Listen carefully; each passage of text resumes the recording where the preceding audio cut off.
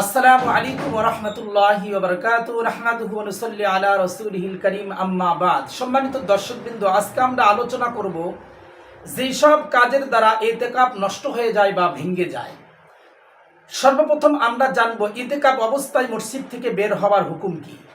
ইতিকাফকারী যদি কোনো ওজর ব্যতীত মসজিদ থেকে সামান্য সময়ের জন্য বের হয় তাহলেও ইতিকাফ ভেঙে যাবে। এমনকি ভুল করেও যদি বের হয় তাও ইতিকাফ নষ্ট হয়ে যাবে। যদি পেশাব পায়খানার উদ্দেশ্যে বের হওয়ার পর অন্য কোনো কারণে দেরি করে তাহলে ইতিকাফ হবে কিনা। পেশাব পায়খানা ছাড়া অন্য কোনো কারণে যদি দেরি করে বা সামান্য সময়ের জন্য থেমে দাঁড়ায় তাহলেও ইতিকাফ ভেঙে যাবে। ইতিকাফ অবস্থায় জানাজার নামাজের জন্য বের হয়ে যাওয়ার হুকুম কি।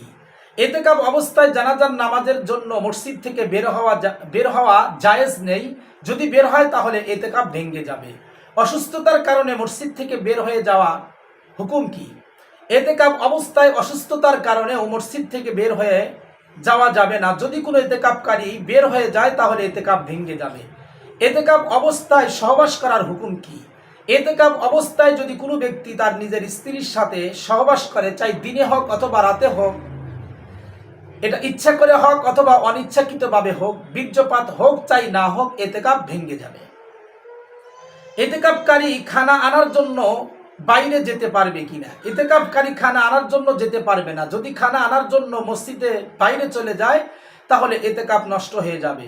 তবে খানা পৌঁছে দেওয়ার মতো যদি কোনো লোক না পাওয়া যায় তাহলে খানা আনার জন্য বাড়িতে বা হোটেলে যেতে পারবে, তবে বিনা প্রয়োজনে বিলম্ব করা যাবে না। ইতিকাফকারী ভুলক্রমে যদি মসজিদ থেকে বের হয়ে যায় তাহলে তার ইতিকাফের হুকুম কি। মসজিদ থেকে ভুল করে বের হলেও ইতিকাফ ভেঙে যাবে। ইতিকাফ অবস্থায় রোজা ভেঙে ফেললে ইতিকাফের হুকুম কি। কোনো ইতিকাফকারী যদি ইচ্ছাকৃত রোজা ভেঙে ফেলে তাহলে তার ইতিকাফ নষ্ট হয়ে যাবে।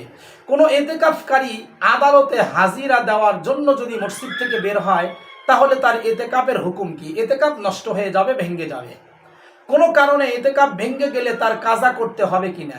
হ্যাঁ, যেই দিন মসজিদ থেকে বের হয়ে গেছে সেই দিনের কাজা করবে, তবে রোজা সহ কাজা করতে হবে। ইতিকাফের দ্বারা ইতিকাফের কাজা করার পদ্ধতি কি। সুন্নাত ইতিকাফ কাজা করার পদ্ধতি হলো, সে রমজানে ইতিকাফ ভঙ্গ করেছে, যে রমজানে ইতিকাফ ভঙ্গ করেছে যদি তা ওই রমজানে আদায় করতে চায় তাহলে একদিন সূর্যাস্ত থেকে পরের দিন সূর্যাস্ত পর্যন্ত কাজার নিয়তে ইতিকাফ করে নিবে।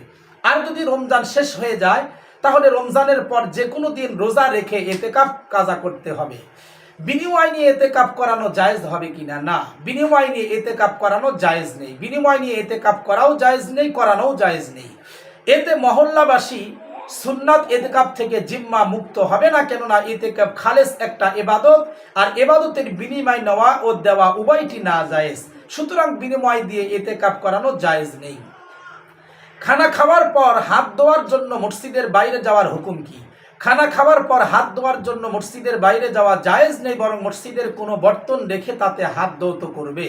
সম্মানিত দর্শকবিন্দু, এ পর্যন্ত আমরা যে সমস্ত কাজ করলে ইতিকাফ নষ্ট হয়ে যায়, ভেঙে যায়, এরকম জরুরি কিছু মাসআলা নিয়ে আপনাদের সামনে আলোচনা করলাম। আগামী পর্বে ইনশাআল্লাহ তারাবির নামাজ প্রসঙ্গে জরুরি কিছু ফাজাইল এবং মাসাইল নিয়ে আপনাদের সামনে আলোচনা করব। আমাদের সাথে থাকার জন্য ধন্যবাদ। আসসালামু আলাইকুম ওয়া রাহমাতুল্লাহি ওয়া বারাকাতুহু।